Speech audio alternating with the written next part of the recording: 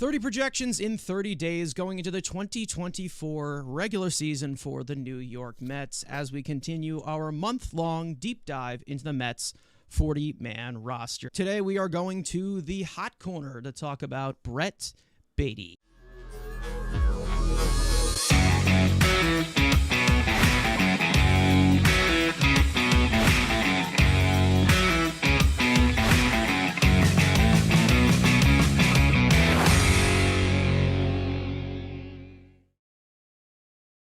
As the Mets' first-round pick back in 2019, Brett Baty got an extended look at third base last season and struggled mightily, slashing .212, .275, .323 with 9 home runs and a 69 weighted runs created plus across 389 plate appearances. Offensively, everything that could have gone wrong went wrong for Baty last year. His pitch selection and pitch recognition were below average, his swing timing and bat speed were horrendous, and his inability to consistently lift the ball has continued to be a concern. Although he showed promising quality of contact at times, with the expectation around Baty, it was nothing short of a letdown last season. In addition to his offensive struggles, it carried into the field. Baty was statistically one of the worst defensive third basemen in baseball, accumulating a -5 defensive runs saved, a -4 outs above average, and a -2.2 defensive run value in 808.2 innings logged at the position. For the foreseeable future, the third base position is continuing to be a question mark for the Mets. Going into a 24-year-old sophomore season, Baty has a lot to prove as he is slated to be the Mets' starting third baseman on opening day. It's been very tough with Brett because obviously, he was the guy that's supposed to take over after David Wright retired. I mean, once Wright retired, we've talked about, the graveyards that we've seen on the Mets. Third base has been a big one. I mean, we've seen a lot of guys come and go since Wright's been gone. And we had this guy coming up through the farm system at one point, top 50 prospect in all baseball. He said, okay, this is going to be the future third baseman for the Mets. You got Escobar as a guy who's just going to kind of placeholder because we're not going to make any long-term moves for a third baseman. Brett Baty's going to be that guy. And then obviously the first returns, they weren't great.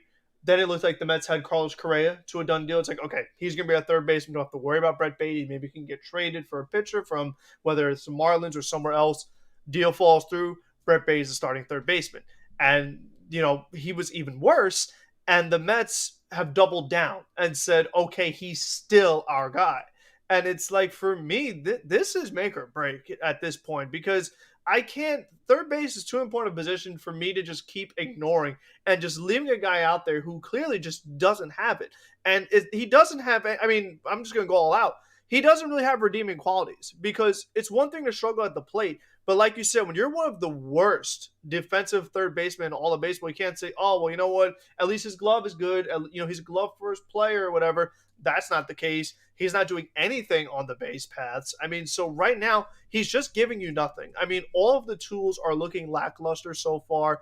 And he's one of these guys that he struggles. They send him down to the minor leagues. He does really well. They call him back up, and he goes back to being bad. So it's like this calling up and sending down, calling and sending down. When you have, your guy and he's your third baseman, you don't do all this calling up and sending down garbage. It's like you put him there and you leave him there and you say, okay, what are you? And just find out, what kind of player he is. And it's been very frustrating when you see those same problems kind of rear their ugly head, particularly the ground ball stuff. We've talked about it for years. Even before he got here, they say he can't get called up till he fixes that ground ball problem. Seemed like he had fixed it in the minors, and then once he got here, went right back to just punching it right into the ground. So there's still a lot of work to be done. And there's pressure on him, too.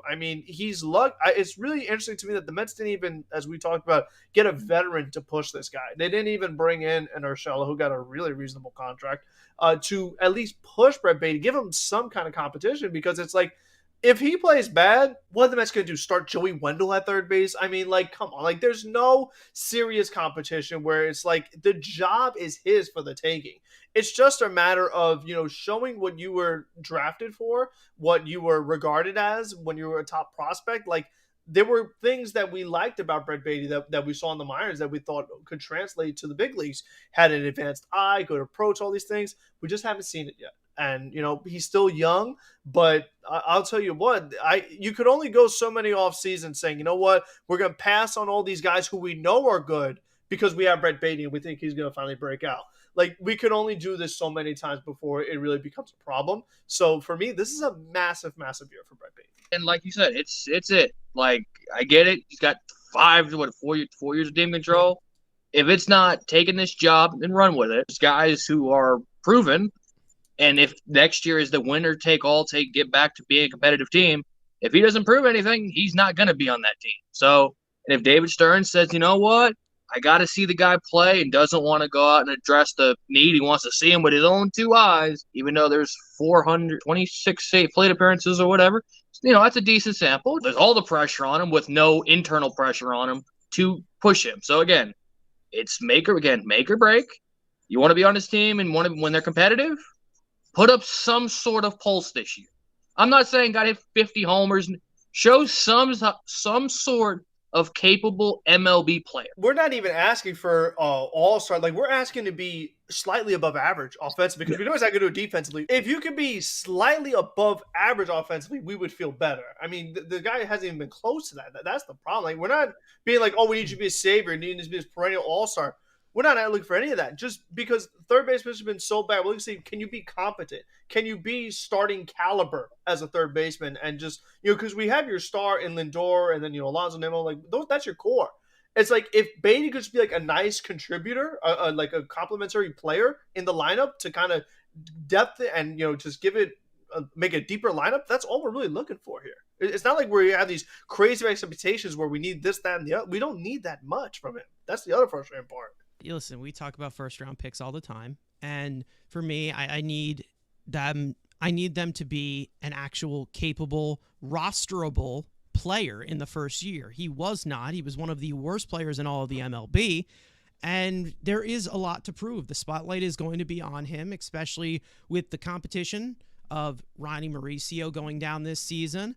There's Mark Vientos out there. There's Joey Wendell. There's nobody out there that can really push him. It's all him. He's really got to put up or shut up. There has to be some expectation set for a first-round pick that was so high regarded when he was drafted. We did see a little bit going into spring training that he made some adjustments to his swing, his top hand, a lot different. He's trying to go through the ball, try to lift a little bit more. I think that at this point, we have seen a good, decent amount of sample in his minor league career and his major league career as to where this has been a big problem for him his entire career, and we're going to need to see it at some kind of consistency in order to actually be okay with Brett Baty being the starting third baseman for this team. Even though he was a rookie last year, that was his extended piece of sample, he's going to be pushed out of here if he does not perform. And that's something that really needs to go for a lot of these young players. Do you have it or you don't? Because they have a lot of young players right behind him, as compared to what Baty actually gives you, who is expected to be that guy. If he is to start to in AAA, he starts in AAA. But if he's dominating in AAA, is he going to do it in the majors?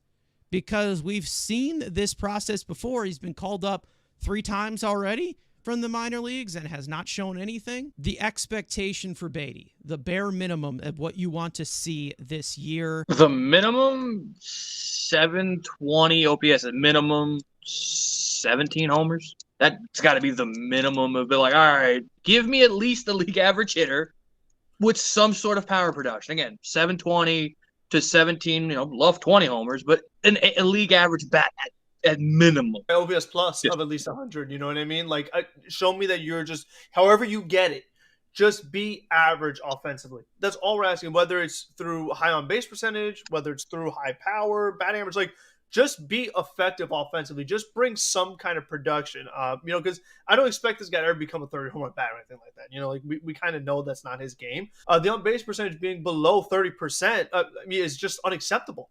You know what I mean? Like, there's just nothing there. Because if you're a guy that's saying, oh, he wasn't getting hits, but at least he's still getting on base, like, that wasn't the case. He was literally doing nothing at the plate. And then, my other expectations defensively, how about don't be one of the worst in baseball? Could we at least be passable? Again, I'm not looking for Gold Glove, but just be passable on both sides. That's all I'm looking for here. So I'm looking for average production offensively and just not absolutely terrible defensively. Even if he's slightly below average defensively, just don't be one of the worst, because, third base is a very important defensive position. And if you're going to be one of the worst, It's just not a good look. So as for Baty's projections, I just want to let everybody know that projections are not predictions. They are benchmarks of the player's current specific percentile outcome based on predictive data and results. For my projections, I decided to use, in my opinion, each player's 75th percentile outcome. Although majority of player projections are usually constructed from the 50th percentile outcome, I personally wanted to have a median between sustainability and upside. It also gives you a decent look as to who I am high on and who I am low on going into this season. As for Baty, 553 plate appearances, slashing 227, 324, 394 with 11 home runs, 39 runs batted in, 93 weighted runs created plus, and a 0.3 wins above replacement. It's a fair projection of what we've seen. Again, that's not what obviously any of us want. OPS 718 higher than I thought you would put him at. But again, 11 homers probably what he'll end up getting. Obviously, you hope for more. But again, it's a pretty spot-on projection of what we've seen in the major leagues, and not counting any of the AAA ABs. If you're getting them all in the MLB, this is pretty much what we've seen out of him. Not good enough for what he is and what he was supposed to be. But again, he'll be in that bottom death lineup. Again, there's not going to be many RBI situations. Again, RBI projections are low. The OPS and the slugging, I'm just surprised. Again, you got him at 700. I'm shocked at that point. But again, the WAR. Again, not accumulating the WAR, not a shock there. Where I came from with whether it's OPS or whatever the level you're talking about, I kind of went with like the fact that, yeah, he can't be worse, right? Like he can't be worse than he was last year. Is it possible? Like I don't know. Like I'm giving him the benefit of the doubt here. Like, well, if he is, it's like, can he even play on the big leagues? And like just in general, you know what I mean? Because player if he's worse. It's like I said, if you're not bringing defense, you're not bringing power, you're not bringing speed. Like, what do you do?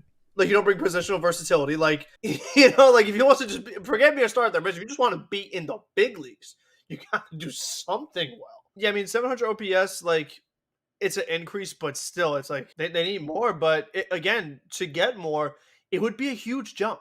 You know what I mean? So that's the other question you have to yourself is that, like, he was so bad this past season, is that, like, can you see a massive leap or like a major improvement for him to actually be productive? Because that's what's going to take to go from where he was to being actually productive.